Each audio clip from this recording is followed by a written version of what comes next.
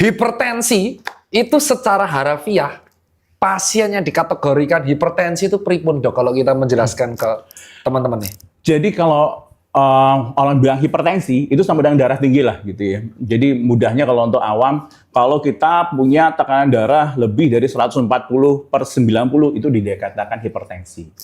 Cuman hati-hati loh, beda. Hipertensi itu kita ngukur tensinya itu pada saat istirahat duduk. Jadi kadang-kadang kan orang habis olahraga langsung tensi, pasti tinggi. Oke. Karena responnya kalau dia olahraga pasti tensinya tinggi, nantinya pasti naik. Kalau dia nggak naik, nggak tinggi tensinya itu ada masalah berarti. Justru harus hati-hati. Gitu. Jadi yang paling penting hipertensi itu ngukurnya kadang-kadang nggak harus sekali.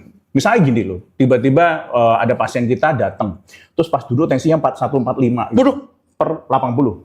Kita langsung bilang hipertensi, belum tentu juga gitu ya. Jadi dia harus kita cek lagi deh. Oke, coba deh lifestyle-nya berubah dulu misalnya. Nanti cek lagi, datang lagi gitu ya.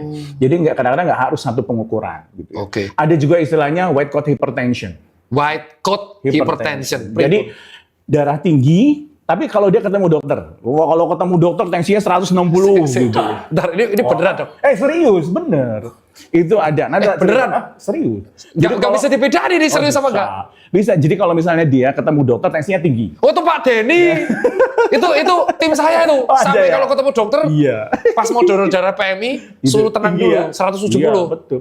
Nah tapi kalau dia di rumah tensinya normal. Cara buktinya apa? Ntar kita rekam, namanya ada ABPM. ABPM itu untuk ngukur tekanan darah 24 jam. Oh bisa kelihatan. ABPM, dia ditaruh mana itu dok? Taruh aja di tangan, terus nanti dia mengukur sendiri.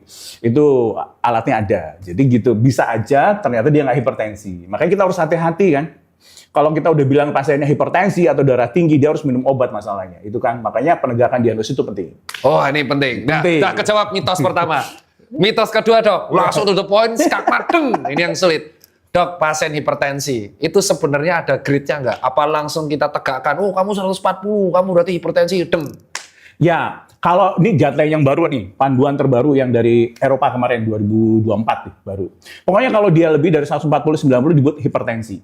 Kalau kita masih pakai ada yang grade 1, grade 2 gitu ya. Kalau grade 1 antara misalnya tekanan darah itu ada yang atas namanya sistolik, ada yang bawah namanya diastolik gitu ya. Kalau yang atasnya di atas 140 ya, gitu terus kemudian sampai 160 itu kita bilang grade 1. Tapi di atas 160 kita anggap grade 2. Tapi kalau yang di bawahnya, ya kalau dia misalnya di atas 90 sampai 100, di atas 100 gitu ya. Tapi intinya gini, targetnya apa? Targetnya kita mau tensinya kurang dari 140/90. Ya, betul. Itu target kita. Tapi kalau dia ada diabetes, terus kemudian dia ada faktor resiko lain, sakit jantung, maka lebih rendah. Targetnya di bawah 130/80. Oh malah kalau ada faktor resiko targetnya harus lebih rendah? Kalau ada penyakit lain ya, misalnya dia ada sakit jantung, terus kemudian dia ada penyempitan pembuluh darah koroner, namanya penyakit jantung koroner, nah, itu harus lebih rendah. Lebih rendah? Lebih rendah? Iya. Oke.